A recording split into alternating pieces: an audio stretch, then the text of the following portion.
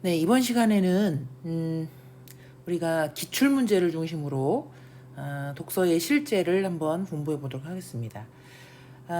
우리 기출 문제집의 113쪽에 보시면은 우리 기출 문제가 하나가 나와 있네요. 이 글은 이 암 치료에 사용되는 항암제라고 하는 글입니다. 줄여서 그냥 항암제 지문이라고 할게요.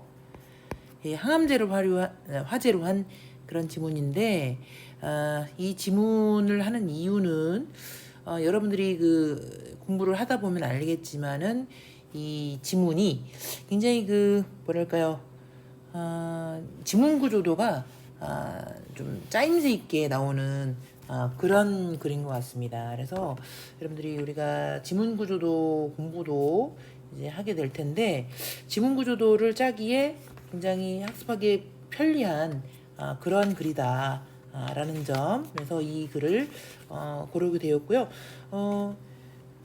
연구를 해보니까, 선생님이 한번 읽어보니까 뭐 그렇게 어렵지도 않습니다. 어렵지도 않고 여러분들이 조금만 신경 써서 읽으면 뭐 이렇게 쉽게 쉽게 접근할 수 있는 그런 글이다 라고 볼 수 있겠습니다. 이번 시간에 학습을 하기 전에요, 몇 가지 정도를 한번 쭉 처음이니까 살펴보도록 하겠는데, 이 글은 이제 두 문제로만 이루어져 있어요, 그죠? 두 문제로만 이루어져 있고, 이 글을 읽는데 지금 몇 분이 필요하냐면 3분 30초면 되는 걸로 이렇게 알려져 이렇게 기록이 되어 있습니다. 여러분들은 이제 처음이고 2학년이다 보니까 3분 30초 갖고는 조금 부족할 수도 있어요. 한 5분 정도 이내로 한번 읽어보도록 노력해 보시기를 바랍니다. 그리고 이 강의를 듣기 전에, 지난번에 얘기했지만은 듣기 전에 이 글을 한번 읽고 문제를 스스로 한번 푸는 시간을 갖도록 이렇게 해보시기를 꼭 부탁드립니다. 5분 정도 읽고 문제 푸는 데까지 이렇게 시간을 5분만 투자하면 되는 거니까 한번 효율적인 학습을 위해서 그렇게 해주시기를 부탁드립니다. 제가 뭐 한자 한자 한 구 한 구 이렇게 다 이렇게 일일이 할 수가 없습니다. 그래서 여러분들의 능동적인 학습 의욕 이런 것들이 많이 요구되는 그런 것이 이제 이 독서 과목이 되겠습니다. 근데 이제 이 그 문제를 보니까 2016년도의 9월에 있는 모의평가였는데요. 고3 모의평가였는데, 특히 이제 이번 올해의 그 코로나 사태와 관련해가지고 굉장히 의학 계열에 대한 관심이 굉장히 커질 걸로 예상이 됩니다. 그래서 그 지문도 모의고사 지문이라든가 또는 수능 지문에 이런 의학 계열의 지문이 나올 가능성이 있습니다. 그래서 특히 생명과학을 좀 많이 공부하는 학생들에게는 더 유리하겠지만, 문과 이과에 뭐 구애받지 말고 이런 글들 또 책에 많은 관심을 기울여 주시기를 바라고요. 아마 내년까지는 그런 경향이 문제 경향이 지속되지 않을까라는 게 선생님의 조심스러운 이런 예측입니다. 밑에를 보니까 여러분들 이 글을 읽기 전에요, 밑에 프리 시간과 소요 시간, 초과 시간 해가지고 이 일을 체크하는 부분이 나와 있네요.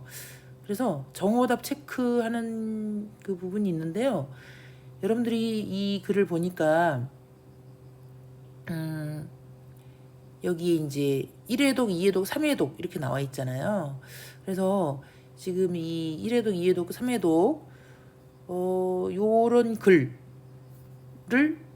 최소한 몇 번 읽는가, 이 일반 학생들이 몇 번 읽는가 하고 봤더니 3번은 읽고 숙지를 한다는 거죠. 물론 이제 내용 자체를 암기하는 수준의 그런 것을 요구하는 게 아니라 유형이라든가 또는 문제의 특징 이런 것들을 이제 몸에 익히는 거죠. 그래서 이런 지문이 나왔을 때는 이렇게 풀어야 되겠구나라는 걸 반복적인 연습을 통해 가지고 이제 그 숙달되게 이렇게 만드는 거죠. 그래서 여러분들도 마찬가지로 이게 이제 1회독, 2회독, 3회독이 그 일반적인 어떤 연습의 경향이라고 본다라고 한다면은 여러분들이 여러분들도 그런 다른 타 학교의 학생들이라든가 또는 3학년 학생들의 이런 그 연습 패턴을 한번 따라 해보는 것도 괜찮을 것 같습니다. 그래서 여러분들도 한번 3회독 정도 이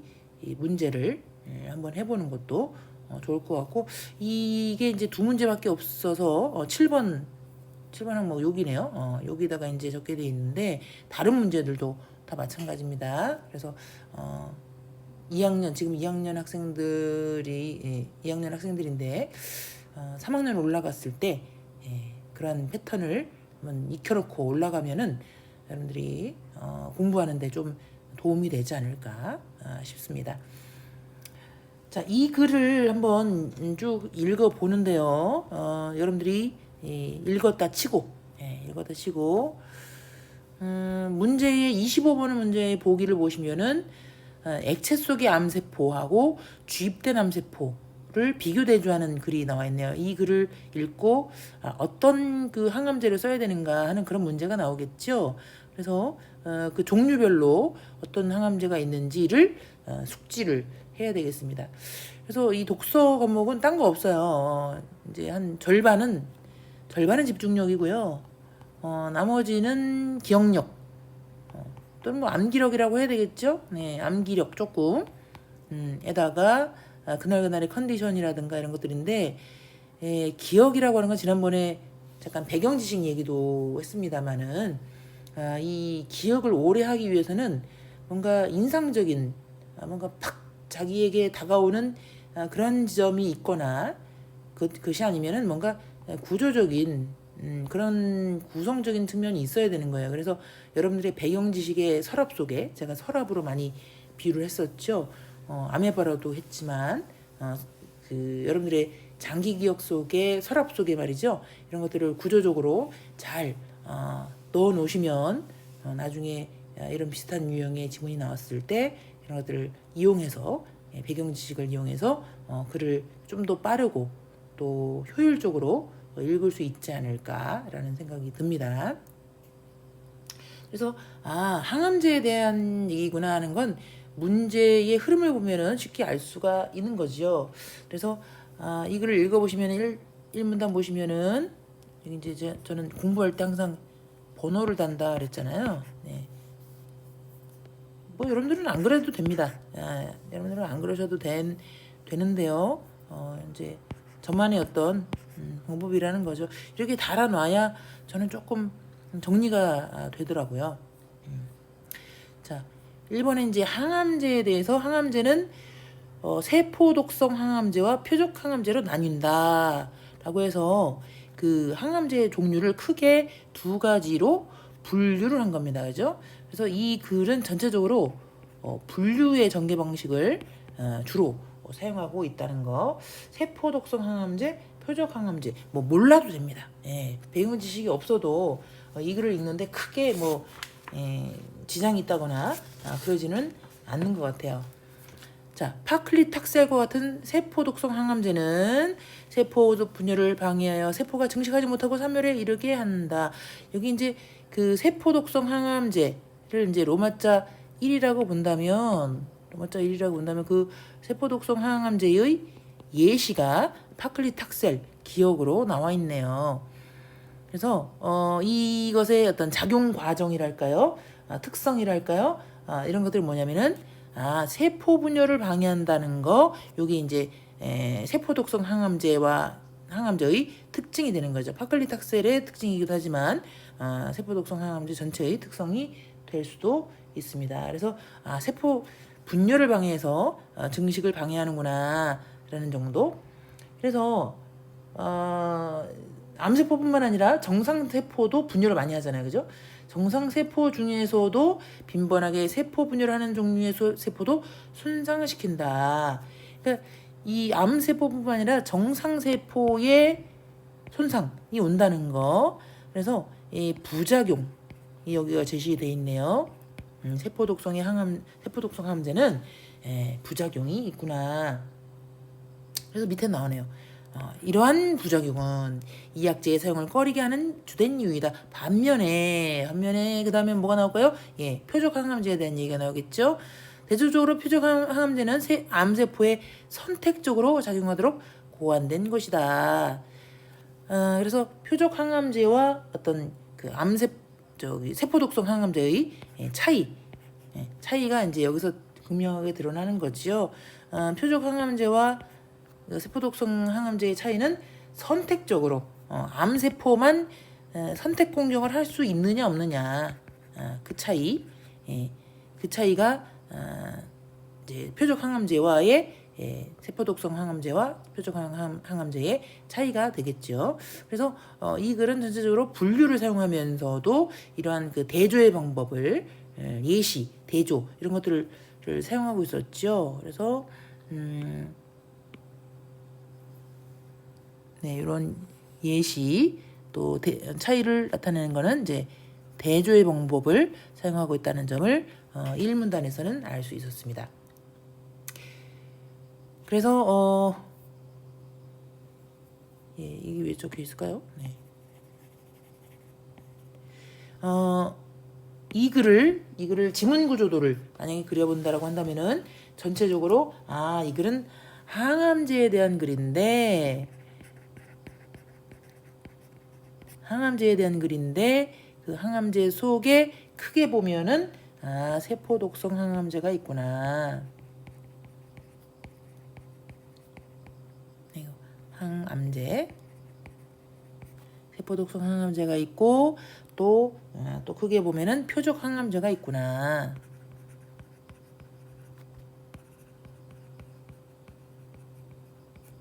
근데 세포독성 항암제는 어떻게 하냐면은 세포 분열을 방해하는 거다. 세포 분열을 방해해서 증식을 억제하는 그런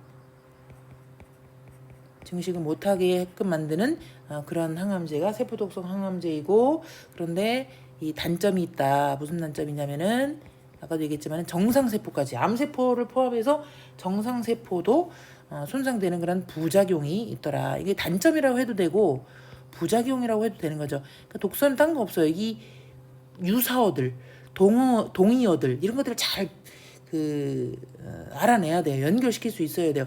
사실 단점이라 해도 되고 부작용이라 해도 되는 거지요. 어쨌든 이 정상세포까지 손상되는 그러한 부작용이 있구나. 그래서 예시에는 파클리탁셀,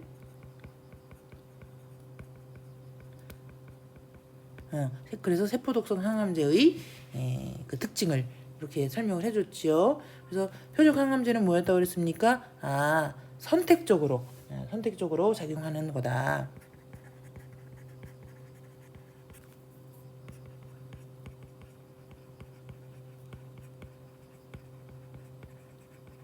저 지금 뭐 하고 있는 거죠?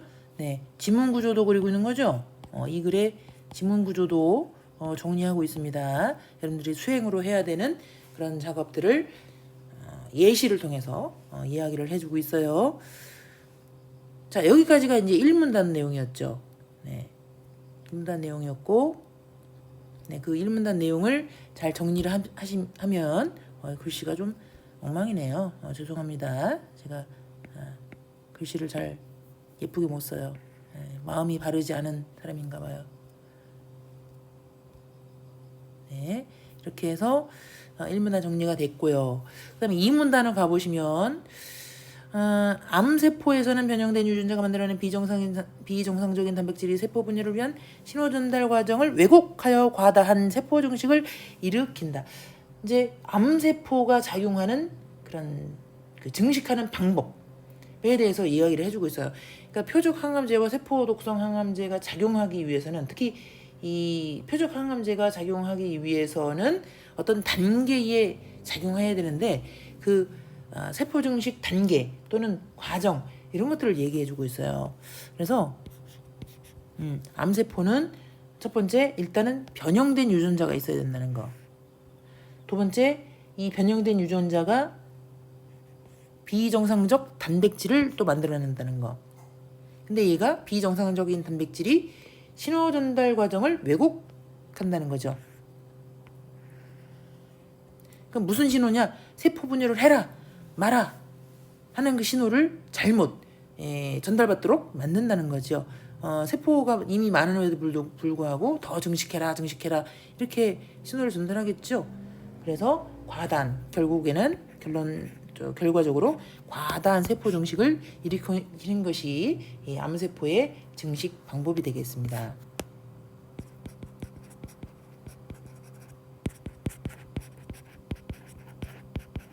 이런 배경 지식이 있어야 되겠죠. 그래서 이 암세포가 종양으로 자라려면 그래서 이제 종양이 생겨나는데 종양 속으로 연결되는 새로운 혈관의 생성이 필수적이다. 자, 이런 말이 나오면 사실 굉장히 주목을 해야 되는 거죠.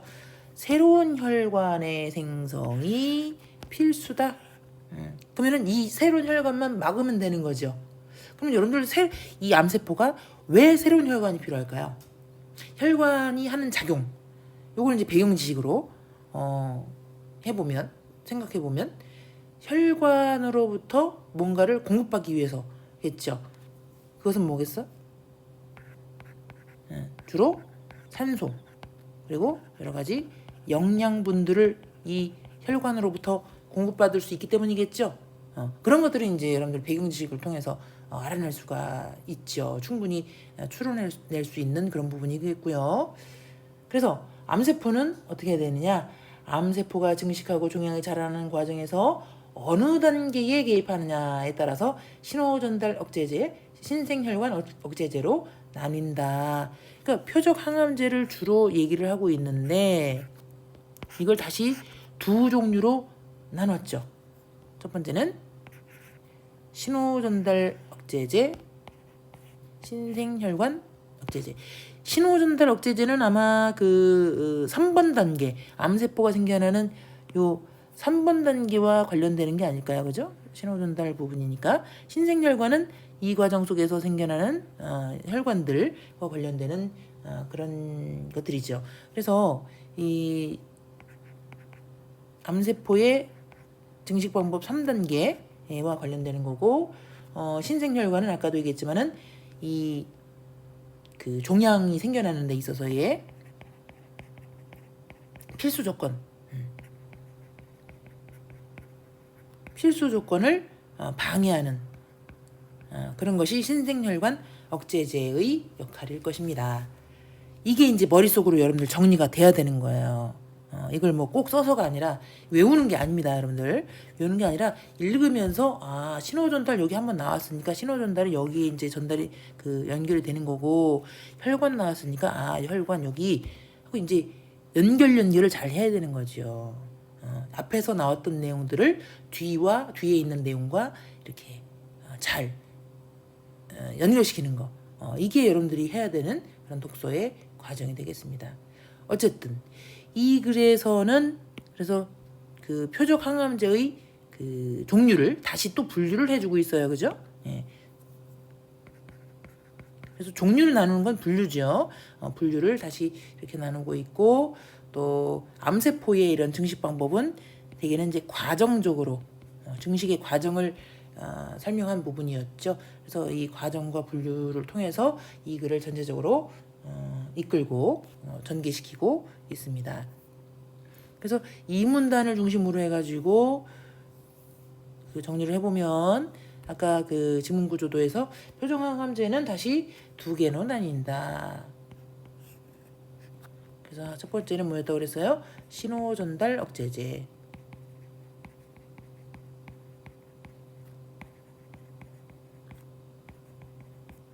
두 번째는 신생혈관 억제제.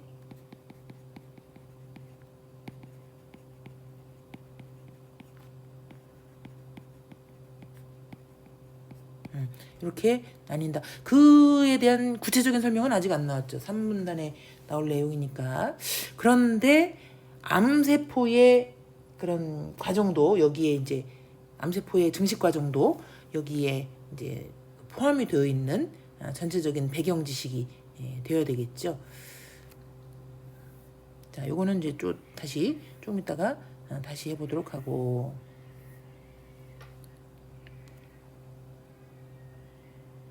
3문단을 볼게요. 3문단을 보면은 신호전달 억제제는 여기 이제 요거 첫 번째 거 받고 있죠. 신호전달 억제제는 암세포의 증식을 유도하는 신호전달 과정 중 특정 단계의 진행을 방해한다. 그 신호전달의 과정 중 특정 단계의 진행을 방해하는 게 요게 신호전달 억제제의 원리죠. 원리. 신호전달 경로는 암의 종류에 따라 다르므로 신호전달 억제제는 특정 암에만 치료 효과를 나타낸다. 이게 중요 정보죠. 모모에만 이런 거. 모모에만 이런 게 이제 문제에서 많이 나오는 거잖아요. 특정 암에만 나오는구나. 만성골수성 백혈병 CML 이게 약자로 선지에 나올 수도 있어요, 여러분들. 이게 약자도 잘 봐두셔야 돼요. 이게 백혈병으로만 나오는 게 아니에요.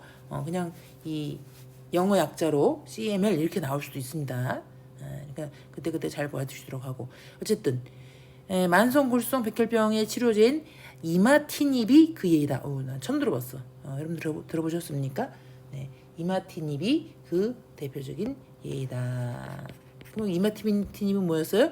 네, 표적 항암제 중에서 신호전달 억제제의 예시죠. 근데 어디에 넣는 거다? 백혈병에 넣는 거. 백혈병 약이에요. 만성 골수성 백혈병은 골수의 조혈 모세포가 혈구로 분화하는 과정에서 발생하는 혈액암이다. 우리 백혈병 CML의 의미죠.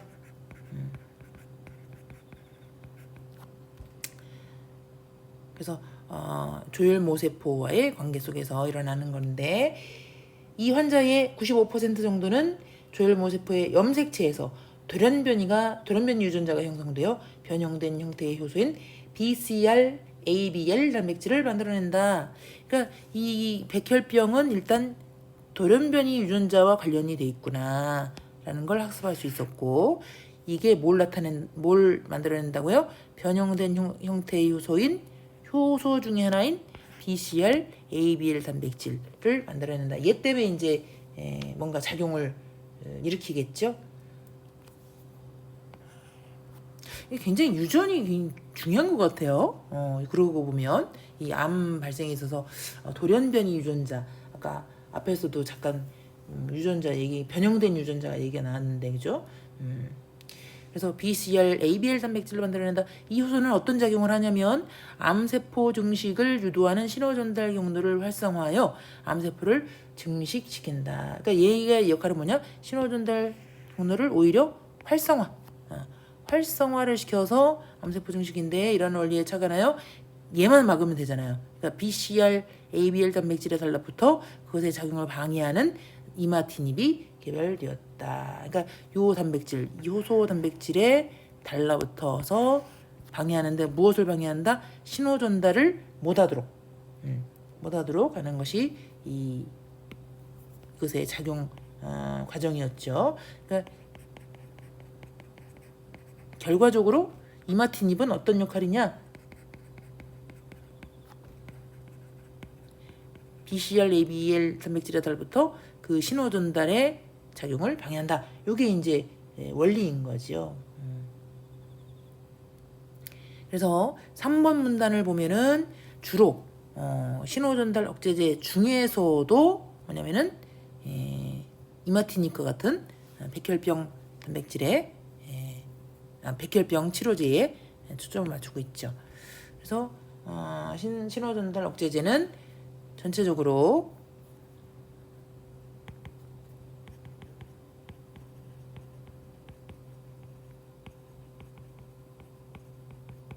이 신호 전달 단계 진행을 방해한다 하는 것이 그 원리인데, 문제는 뭐냐면은 특정 암에만 작용한다는 것이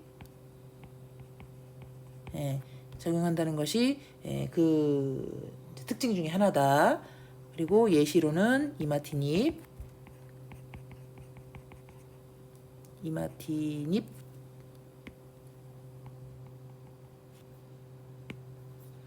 이마티닙이 그 예시인데 이마티닙은 BCR ABL의 단백질에 어떤 작용을 해가지고 작용을 방해하는 역할을 하는 것이 이마티닙의 원리였다. 그거죠. 네. 그러면 4번 단락 가보시면은 신생혈관 억제제, 이거 이제 두 번째로 넘어왔죠. 아까 요거였죠. 네, 신생혈관 억제제. 신생혈관 억제제는 암세포가 새로운 혈관을 생성하는 것을 방해한다. 그러니까 이게 영양분 공급을 막는 거죠. 혈관을 방해, 혈관 생성 방해. 암세포가 증식하여 종양이 되고 그 종양이 자라려면 산소와 영양분이 계속 공급되어야 한다. 그러니까 꼭 필요한 게 얘네. 그러니까 얘만 없으면 되잖아요, 그죠? 그래서 종양의 생성 조건이죠. 네, 이게 펜이 너무 두꺼운 것 같으네요. 조금 줄일게요. 펜 두께. 네. 생성 조건인데 종양이 계속 자라려면 종양이 인접한 정상조직과 종양이 혈관으로 연결되고 종양 속으로 혈관이 뻗어 들어와야 한다. 이거 완전히 기생충 같은 애네. 그죠? 그래서 혈관이 들어와야 된다. 그러니까 새 혈관이 필요한 이유인 거죠.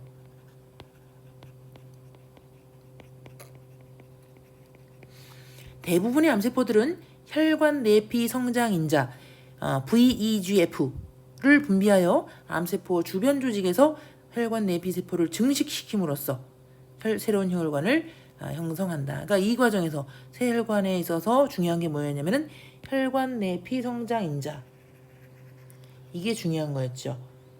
그래서 이거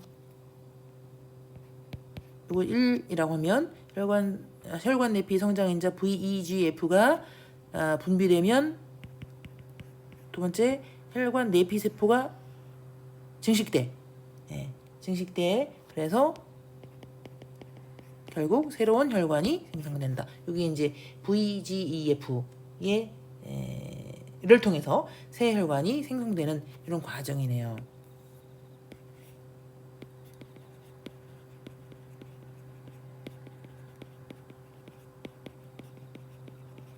새 혈관이 생성되는 과정 나와 있는데 이런 원리에 차가 나요. 이건 이제 막는 원리가 아니라 새 혈관이 이제 생성되는 과정이었는데 이 원리에 차가 나요. 종양의 혈관 생성을 저지할 수 있는 약제인 베바시주맙. 발음도 어려워요. 베바시주맙이 개발되었다. 근데 얘의 원리는 뭐냐면은 혈관 생성을 저지할 수 있는 것이다라는 거죠. 이것도 이제 무엇의 예시였죠? 신생혈관 억제제의 예시. 이 약제는 인공적인 항초로서 혈관 내피 성장인자를 항원으로 인식하여 결합함으로써 혈관 생성을 방해한다. 그러니까 아까 얘기했던 VEGF, 혈관 내피 성장인자를 방해해서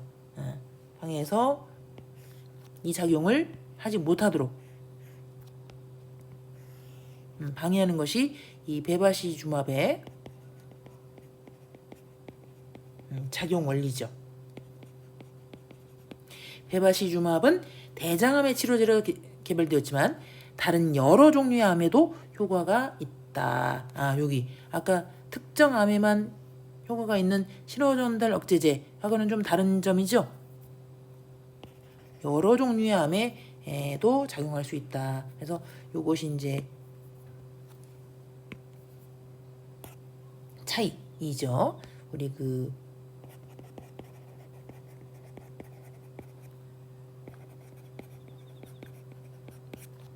신호전달 억제제는 특정 암에만 이렇게 작용할 수 있었는데 신생혈관 억제제는 여러 종류에도 된다. 이게 그 차이가 자연스럽게 드러나네요.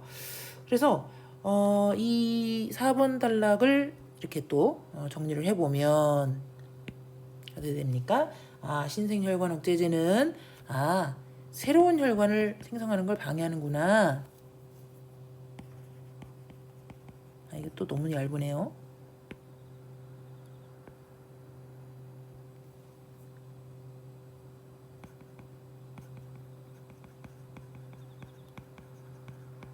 새 혈관 생성의 방해인데 그 방해의 방법은 종양의 생성 조건인 혈관 내피 인자를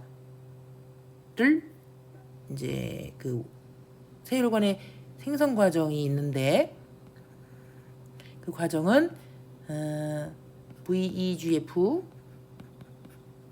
통해 가지고 혈관 내피 세포가 증식하게 되면은 혈관이 생겨나게 된다라는 그런 원리를 착안해 가지고 이제 만들어진 베바시주맙과 같은 신생혈관 억제제는 어떻게 되냐면은 이 VEGF를 그 방해하는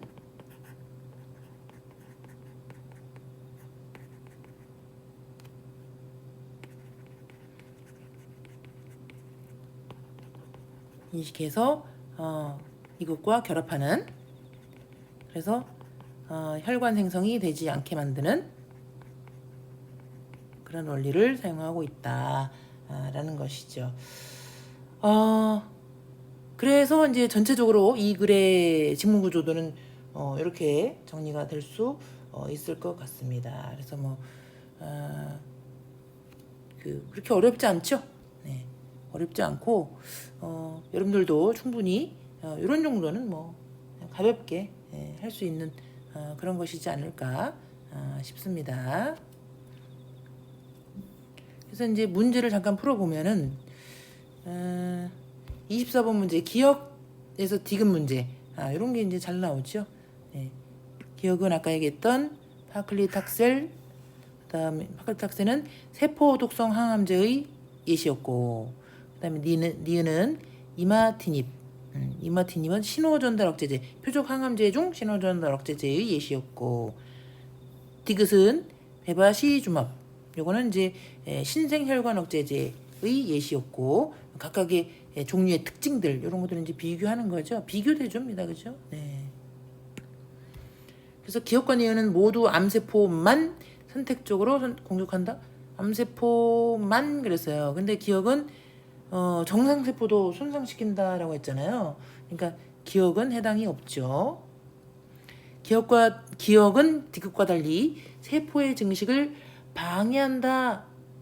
자, 여기서 달리라고 말했는데 기억과 달리라고 하면 디귿이 세포 증식을 방해하지 않아야 되는데 방해하는 거죠. 네, 세포 증식 방해하잖아요. 아까 세포 혈관 내피 세포 증식을 방해해가지고 암세포 증식을 방해하는 거잖아요, 그죠? 그러니까 달리가 틀렸죠 여기서는. 네. 니은과 디귿은 모두 변형된 유전자를 정상세포로 복원한다? 복원? 이런 말이 있었나요? 네. 변형된 유전자 때문에 일어나는 그런 암세포를 공격한다든가 방해한다든가 그런 건데 복원한다는 얘기 자체가 사실 없었죠. 네, 없었고, 디귿은 니은과 달리 한 종류의 암에만 효능을 보인다. 이건 명백하게 틀린 거죠. 아까 방금 말했듯이 디귿은 여러 세포에 여러 종류의 암에 되는 거니까 반대로 썼네요. 그러니까 이거를 만약에 쓴다라고 한다면은 어떻게 됩니까? 바꿔야 되죠. 네. 이렇게 니은과 디귿을 바꿔야 되는 거죠, 그죠? 디귿은 니은과 달리 암세포가 분비하는 성장인자에 작용한다. 암세포가 분비하는 성장인자, 그게 뭐였죠? 네, 혈관 내피 성장인자죠. VEGF. 네. 에 작용하는 것이 디귿과 같은 베바시주맙의 그런 원리였고, 니은은 성장인자에 작용하는 것이 아니라 신호 전달 체계를 만드는 이런 효소 단백질 BCR, ABR 단백질에 작용하는 것이죠. 그래서 5번이 여기서는 정답이 되겠네요.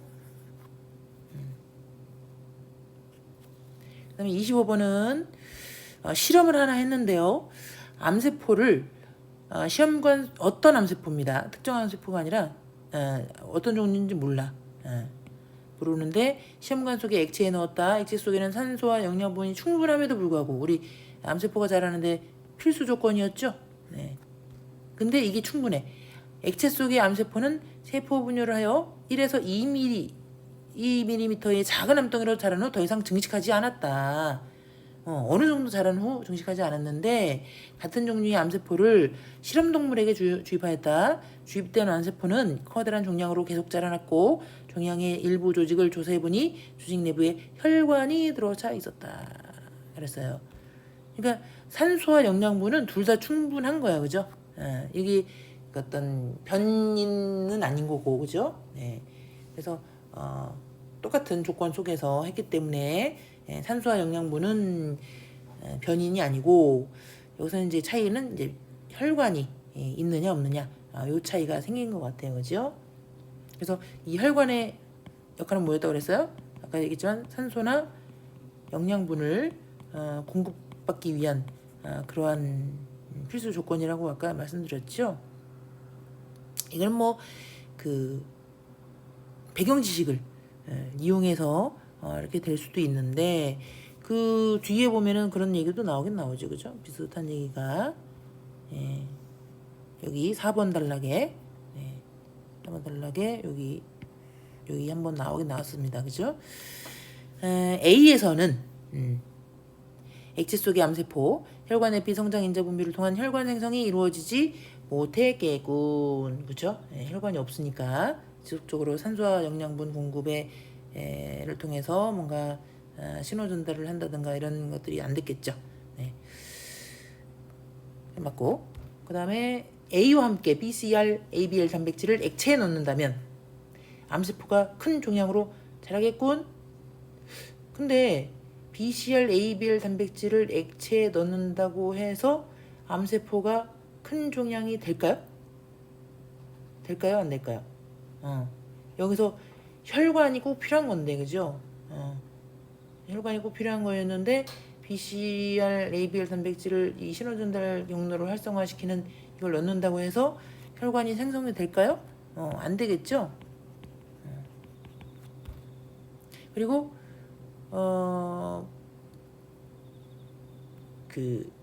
이 암세포가 여기서 이제 그 백혈병에 관련된 내용이었잖아요, 그죠? 백혈병에 관련된 내용이었는데 이 백혈병에서는 작용이 되겠지만 얘가 백혈병인지 아닌지 모르잖아요. 그냥 어떤 암세포라고 그랬잖아요. 그러니까 이게 백혈병인지 아닌지도 모르는 상태에서 이걸 확언할 수는 없죠. 네. 그래서 2번이 틀린 선지가 되겠습니다. F값이에요. 그 다음에 B와 함께 세포독성 항암제를 주입한다면 암세포의 분열이 억제되겠고, 그래서 우리 세포독성 항암제의 역할은 뭐예요? 암세포의 그 분열을 방해하는 그것이 이제 세포독성 항암제의 역할이었죠. 네, 원리는 맞습니다, 그죠? B가 종양으로 자랄 수 있었던 건 산소와 영양분이 계속 공급되었기 때문이군. 그래서 우리 아까 얘기했던 그 4번 단락에 여기서 있었던 그런 내용이었고요. 그 다음에 B가 종양으로 자라는 과정에서 암세포의 증식을 유도하는 신호전달 경로에 비정상적인 단백질의 개입이 있었겠군. 그래서 예를 들면 BCR, ABR 같은 그런 단백질이 있었겠죠. 네. 신호전달 체계를 무너뜨리는 거니까 계속 증식해라. 계속 잘못된 정보를 제공했겠죠. 증식해 아직도 모자라. 이런 그 증식 유도 물질이 있었을 것입니다. 정확하게 뭔지는 모르겠지만 이렇게 해서 우리 이번 시간에 이 지문을 공부를 해봤는데요. 여러분들 어떻습니까? 좀 풀만한가요? 아니면 좀 어렵나요? 여러분들이 생각하기에 이게 뭐 얼핏 보면은 굉장히 어려워 보이지만 사실은 뭐 이렇게 크게 뭐 어려운 거 없었죠. 네, 할만했죠. 그래서 여러분들도 이런 종류의 지문이 나왔을 때, 특히 이제 암세포라든가 또는 종이 저기 그 항암제 관련해서 이런 변형된 문제가 나왔을 때, 이 지문이 또 바탕이 돼요. 바탕이 돼서 더 효율적이고 또 적절하게 또 읽어낼 수 있는 능력이 생겼을 것입니다. 그래서 오늘 그 지문 구조도 그리는 연습, 그리고 글을 전체적으로 전개 방법이라든가 또는 글을 연결시키는 이런 연습을 좀 해봤는데요. 여러분들이 또 다시 한번 읽어보시면서 복습 겸 해서 한번 읽어보시면은 상당히 좀 명확한 구조로 돼 있구나 하는 걸 알 수 있을 거예요. 이런 이 분류를 위주로 한 이런 글에서 이 항암제 종류를 분류를 한 거잖아요, 그죠? 그러니까 이런 글이 사실 어떻게 보면 정리하기는 좋아요. 근데 이걸 어떤 다른 메모장에다가 써가지고 정리하기보다는 이게 머릿속에 있어야 된다는 거지. 여러분들의 머릿속에 이게 정리가 돼가지고 여러분들의 머릿속에서 이게 딱 정리가 된 상태에서 문제를 그 다음에 풀어야 된다는 거지. 이거를 꼭 이렇게 쓰라는 뜻이 아닙니다. 꼭 이렇게 필기를 해서 쓰라는 뜻이 아니라 머릿속에서 이제 이렇게 구조적으로 이렇게 정리를 해놓으면은 글을 좀 더 쉽고 빠르게 읽는 그런 방법이 될 수가 있다는 거죠. 여러분들에게 저는 방법을 알려드리고 있는 거예요. 네, 오늘도 고생을 많이 하셨고요. 네, 다음 시간에 다른 지문을 통해서 만나봅시다. 수고하셨어요.